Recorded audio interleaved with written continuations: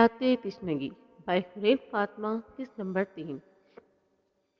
जासिम शाह शीशे का गिलास दीवार में मारकर तोड़ चुका था, जबकि अब फिर दोबारा से दवाई की बोतल उठाकर दरवाजे पर मारने ही लगा था।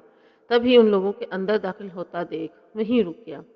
ये क्या हरकत है सरदार जासिम शाह? आपको पता है हम कितना डर गए थे। हमें लगा दुश्मन ने एक बार छुप कर तुम पर हमला कर दिया। इस दफा दादा साहिब बोले तो उनकी आवाज में गुस्से का अंसर वाजे था, जबकि सरदार जासिम शाह के होंठों की हल्की सी मुस्कुराहट ने छुआ था। कितने बड़े बेवफा हैं अब दादा साईं, एक पोते के आते ही दूसरे को भूल गए। हमें तो लगता है अरीज शाह से वफा निभाने के लिए आपने ही डॉक्टर को कहकर हमें लंबी नींद सुलाया है। कह तो वो शरारत से रहा था, लेकिन चेहरे पर वाज़ेह संजीदगी थी। ऐसी बात नहीं है जासिम बेटा, हम तो बस आपकी तबीयत का ख्याल करते हुए बाहर बैठे थे ताकि आप थोड़ी रेस्ट कर सकें। दादा साईं ने संजीदगी से कहा। उन्हें लगा शायद जासिम शाह सच में उनसे नाराज हो गया है। नहीं, अब आपको हमसे पहले जैसी मोहब्बत नहीं रही ना ही अब आप पहले की तरह हमारी बातें मानते हैं।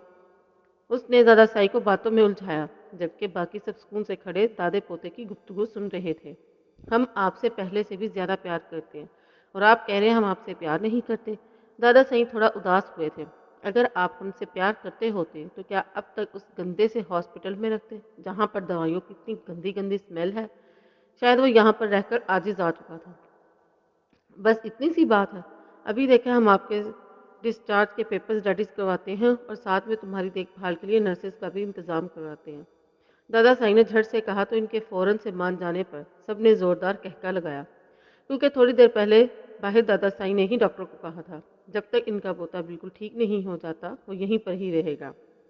तुम हम अपने प्यार के जाल में फंसा ही लेते हो, दादा साईं ने शिकवा किया।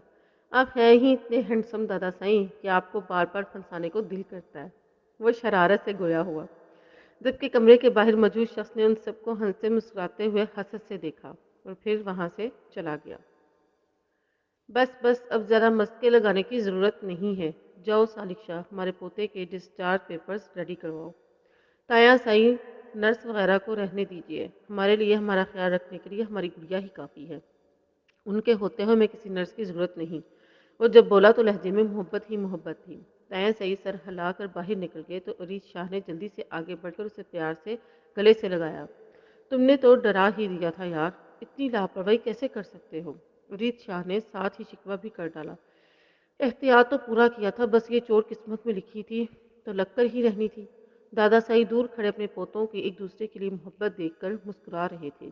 ताया साई डिस्चार्ज के पेपर्स रेडी करवा आए तो वो हॉस्पिटल से सीधा हवेली के लिए निकले।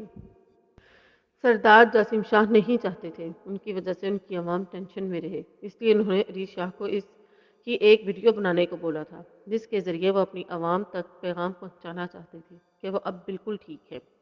जितना उन्होंने सरदार जासिम शाह के लिए अपना प्यार दिखाया था, उसके लिए उसने आवाम का शुक्रिया अदा किया था, जिससे आवाम में खुशी की एक लहर दौड़ गई थी। ऐसे कैसे बच सकता है शुजात शाह का वो पोता सरदार जासिम शाह? हमने तो इतनी सख्त सिक्योरिटी होने के बावजूद उसे मारने का फुल इंतजाम किया हुआ था, फिर भी बच बच गया। वो ऐसे कैसे हो सकता है? वो उस आदमी पर गराया था जिसके जिम्मे उन्होंने सरदार जासिम शाह को मारने का काम लगाया था, जबकि उसके गुस्से में देख उसके सामने मौजूद शख्स थर थर कांप रहा था। शायद वो आने वाले वक्त से वाकिफ था, इसलिए रोते हुए उसके कदमों में बैठ गया।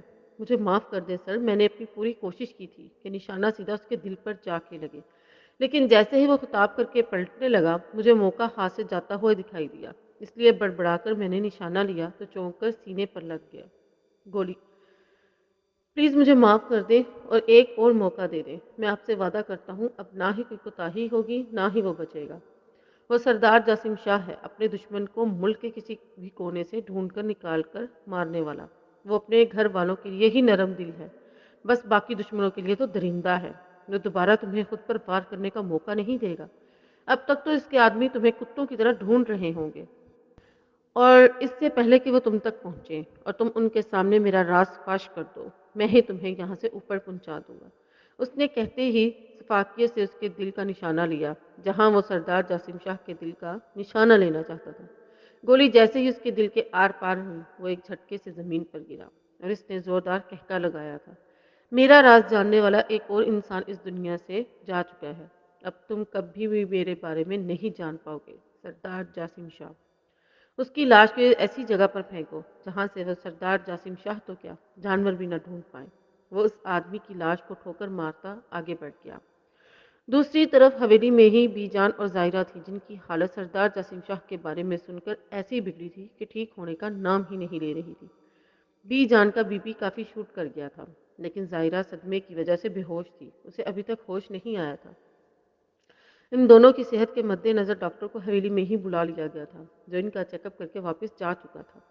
हवेली में मौजूद बाकी नफूस की तबीयत भी कुछ इनसे अलग न थी। जासिम शाह सबको ही अजीज था, लेकिन उन्हें एक दूसरे को संभालने के लिए, एक दूसरे का सहारा बनने के लिए खुद का ख्याल रखना था। मेरे लाला तकलीफ में हैं। उन्हें बहुत चोट आई थी। उनका खून भी बहुत बह रहा था। उन्हें बहुत दर्द हो रहा होगा। मुझे लाला के पास जाना है। थोड़ी देर पहले ही जायरा को होश आया था और वो होश में आते ही रोने के साथ साथ चीखना शुरू कर चुकी थी। मुझे लाला के पास जाना है। कोई मुझे ले क्यों नहीं जाता? हाइसी लाला, आप ही मुझे जासिम लाला के पास ले जाएं। जायरा की ऐसी हालत देखकर सारे यंग जनरेशन, जो काफी देर से खुद को संभाले हुए थी, रोना शुरू कर चुकी थी, जबकि उसकी ऐसी हालत देखकर बड़ों की आंखें भी नम थी। लाला मुझसे दूर चले जाएंगे, मैं जा रही हूँ उनके पास। वो बेड से उतर कर भागने के दर पर थी, तभी हाइसम शाह ने जल्दी से आगे बढ़कर उसे अपने हिसार में लिया था, जो कि अब भी उसके हिसार में झटपटा रही थी। छोड़े लाला, मुझे लाला के पास जाना है। वह खुद को हाइसम शाह के हिसार से निकालने की कोशिश करने लगी। जायरा गुड़िया, मेरी बात सुनो। हाइसम लाला बिल्कुल ठीक हैं और अब खतरे से बाहिर हैं। आप तो हम सब में से सबसे ज्यादा बहादुर हैं, तो फिर ऐसे क्यों बिहेव कर रही हैं? वो इसका चेहरा हाथों के प्यालों में भर के उसे समझाने लगा। नहीं लाला, मैंने अपनी आंखों से देखा था। हाइसम लाला का बहुत खून बह रहा था। वो दर्द में थे। कुछ नहीं हुआ उन्हें। थोड़ी देर पहले मेरी इनसे बात हुई है। वो बिल्कुल ठीक है और दादा साई उन्हें हवेली लेकर आ रहे हैं। बस वो थोड़ी देर में इधर पहुंचते ही होंगे। फिर आप उनसे मिल लीजिएगा। नहीं, जब मामा बाबा हमें छोड़ कर गए थे, तब भी आप लोगों ने हमें यही कहा था। तभी आप लोगों ने हमें उनसे मिलने जाने नहीं दिया था। लेकिन वो वापस नहीं आए थे। हमेशा हमेशा के लिए हमें छोड़कर चले गए थे। तब तो हम छोटे थे, उनके पास नहीं जा सकते थे, लेकिन अब हम बड़े हो गए हैं तो खुद ही अपने लाला के पास चले जाएंगे। वो हाइसम का हिसार तोड़ती बाहर को भागी थी और फिर एक साथ दो दो सीढ़ियां अबूर करती नीचे उतर रही थी। इस दौरान वो काफी दफा गिरते गिरते बची थी। बाकी सब भी उसके पीछे ही बाहर को भागे थे और उसे रोकने की कोशिश कर रहे थे। अभी वो हवेली का गेट अबूर करती उसे बाहर मुसलसल एक के बाद एक गाड़ियां रुकती दिखाई दी। ओहद ने जल्दी से गाड़ी से नीचे उतरकर दरवाजा खोला तो वो दादा साईं की हमराही में गाड़ी से बाहर निकला।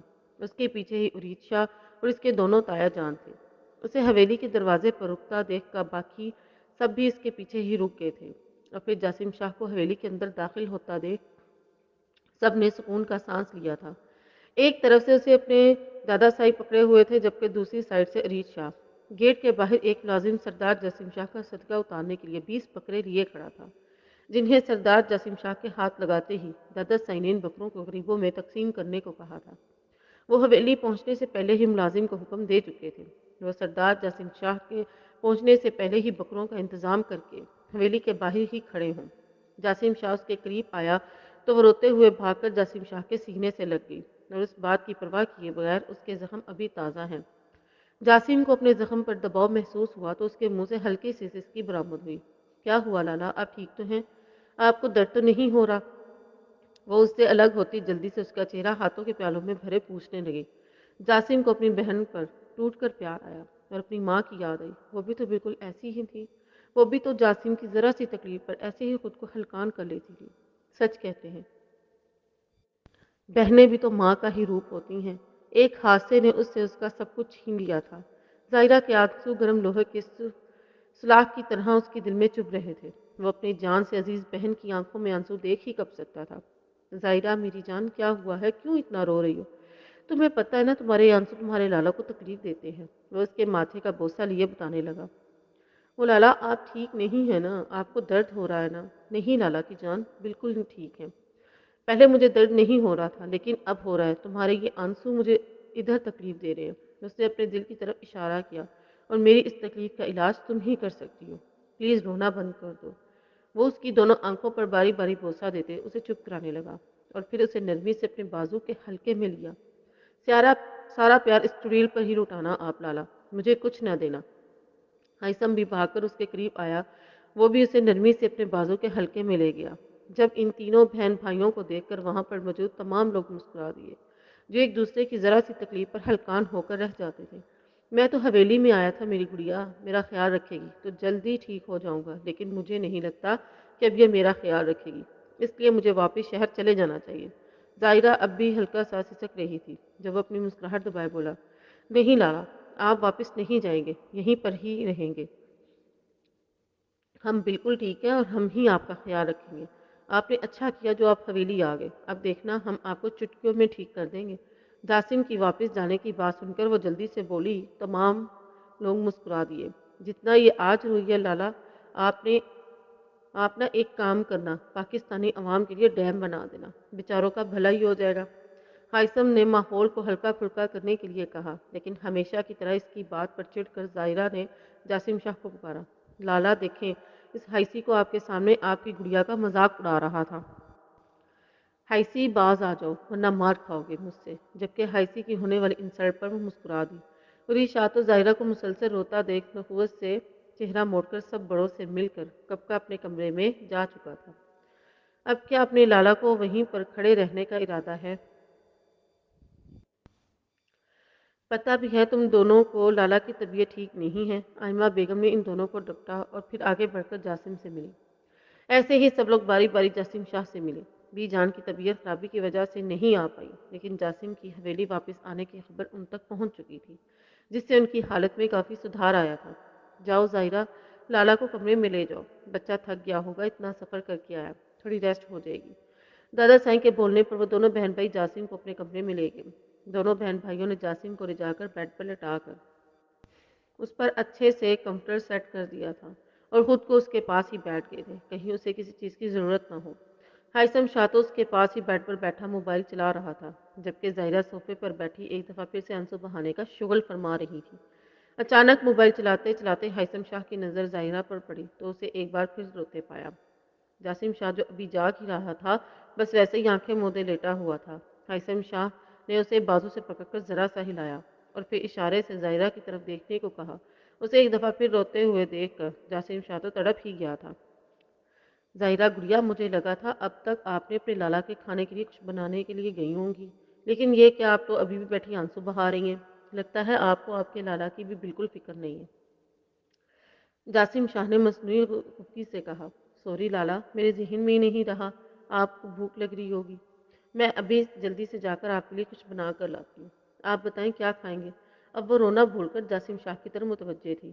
اب بس اسے اپنے لالا کے بھوک کی فکر تھی، اور جاسم شاہ بھی تو یہی چاہتا تھا، میری گڑیا جو بھی اپنے ہاتھوں سے بنا کر کھلا دے، اس کا لالا خوشی خوشی کھا لے گا۔ اس نے مسکراتے ہوئے کہا تو وہ جلدی سے اٹھ کر کمرے سے باہر نکلی تاکہ جلد از جلد اس کے لیے کچھ اچھا سا بنا لائے۔ اسے نارمل ہوتا دیکھ پیچھے سے دونوں بھائیوں نے سکون کا سانس لیا۔ دونوں بھائیوں کی جان بستی تھی اس میں، وہ اسے دکھی دیکھ ہی نہیں سکتے تھے، لیکن کون جانے آگے قسمت اسے کئی دکھ دینے والی تھی۔ تھوڑی دیر بعد وہ کمرے میں داخل ہوئی تو اس کے ہاتھ میں سوپ کا باؤل اور کافی کا کپ تھا۔ کافی کا کپ اٹھا کر اس نے ہائثم کو پکڑایا اور سوپ خود بیٹھ کر جاسم شاہ کو پلانے لگی۔ ناول پڑھتے ہوئے کم از کم لائک